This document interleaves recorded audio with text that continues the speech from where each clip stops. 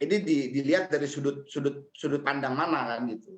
Sudut pandangnya persepsinya apa, persepsi penerimaan atau, persepsi yang lain kan. Nah, kalau memang dari sisi penerimaan ya pastinya memang, itu akan menggerus, pendapatan negara dan di sisi lain juga kan kalau memang DMO-nya jadi 0% gitu kan, royalti DMO-nya 0%, kan kita juga harus memikirkan bagaimana para, pembangkit-pembangkit yang memang sekarang, tetap harus disuplai ya oleh batu bara, dalam negeri gitu kan. Ini juga harus Mhm. menjadi apa namanya, harus menjadi, perhatian juga. Karena kan kalau kita bicara,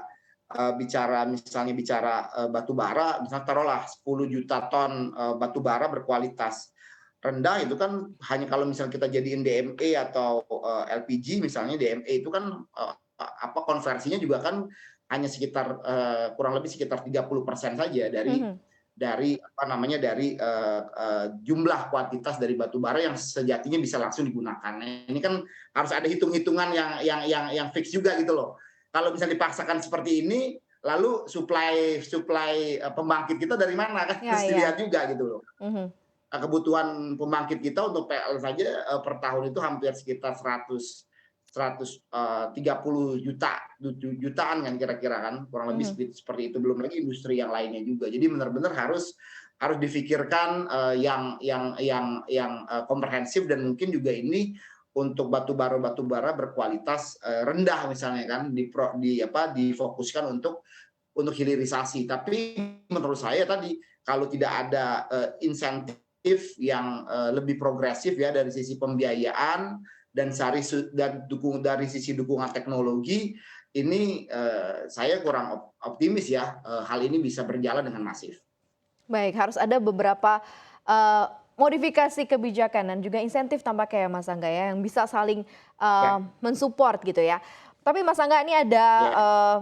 sedikit kritik mungkin ya terkait dari anggota Komisi 7 DPR RI ya, ini Mulyanto. Dia kritik katanya kebijakan pemerintah di tengah harga batu bara yang tinggi, yang melejitkan kekayaan taipan batu bara, pemerintah ini tidak menaikkan royalti ekspor batu bara. Ini malah menerbitkan Perpu Ciptaker yang akan menerapkan royalti 0% untuk hilirisasi batu bara. Lantaran katanya dianggap bisa menambah lebar ketimpangan pendapatan antara pengusaha, pemerintah pusat dan juga pemerintah daerah. Nih Anda melihatnya seperti apa sih terhadap kritik pandangan-pandangan seperti ini gitu di saat ini Pak Mas Angga? Ya, kalau bicara royalti kan sebenarnya sudah ada kenaikan juga. Royalti, pungutan apa namanya, pajak yang lain-lain dari sisi, dari sisi batu bara kan sudah ada, kenaikan dan itu progresif juga dengan kualitas daripada, batu bara. Jadi saya rasa, menurut, pandangan kami kan sebenarnya kenaikan, pendapatan atau ini kan lebih dikarenakan kenaikan harga ya, harga, batu bara di luar negeri. Jadi saya rasa, faktor inilah yang melejitkan, bukan juga karena, jumlah, tonasenya atau jumlah kuantitasnya yang naik secara signifikan. Jadi saya rasa dari instrumen tersebut, menurut saya harus juga, dilihat secara proporsional dan betul kita juga sepakat ya harus ada, pajak yang juga bisa dilakukan secara progresif ya, karena memang instrumen ini kan instrumen pajak dan pendapatan, royalti, PNBP dan lain sebagainya ini kan sebagai instrumen untuk melakukan pemerataan ya, Mhm terhadap,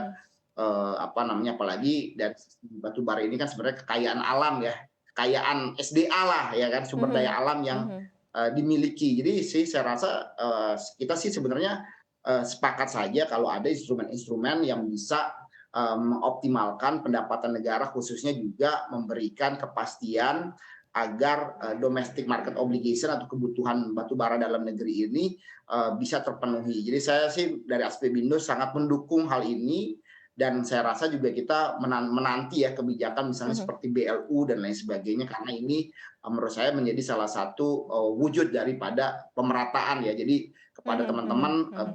yang memang misalnya, berorientasi pada ekspor kan tetap harus ada keseimbangan untuk, mengalokasikannya ke dalam negeri. Jadi nggak hanya dengan denda-denda, pembayaran denda, tapi kemarin dari permen yang baru dikeluarkan oleh oleh, Kementerian SDM saya rasa itu sudah sangat progresif ya, dendanya Mhm. kenaikannya sangat tinggi sekali. Kita juga sempat komplain, tapi ya udah ini bagian dari saya rasa bagian daripada, mengantisipasi agar, pemerintah mampu mendapatkan pasokan batu bara di dalam negeri gitu. Oke, Mas Angga sejauh ini sebenarnya, perkembangan realisasi kebijakan BLU batubara ini seperti apa sih? Kalau tadi kan Anda bilang sepakat, tapi Ya itu yang realisasinya juga sejauh ini seperti apa?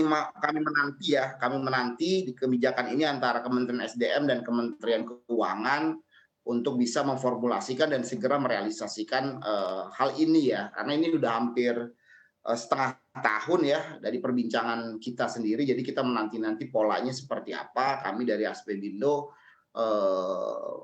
mendukung langkah-langkah yang dilakukan pemerintah, tapi tetap harus ada sinergi dan kolaborasi. Jangan seperti kemarin kita diterbitkan permen tanpa adanya proses sosialisasi yang lebih jauh dan lebih detail lah kepada kita. Jadi jangan sampai nanti itu hanya menjadi tool saja nih untuk nakut-nakutin di akhir tahun untuk pemenuhan DMO, tapi implementasi nanti ke depannya itu bisa jadi sangat memberatkan kita juga pelaku usaha. Tapi diskusi sudah terus dilakukan ya bersama dengan teman-teman di asosiasi begitu dan, sudah ada Ya sosialisasi lebih lanjut untuk juga? PLU ini memang udah pernah, cuma dalam dua bulan belakangan kita nggak tahu lagi update-nya seperti apa. Mungkin di forum terbuka di SNBC ini, mungkin nanti dari perwakilan pemerintah ya bisa mendengar juga aspirasi dari kami dan bisa segera melakukan eksekusi ya terkait hal ini.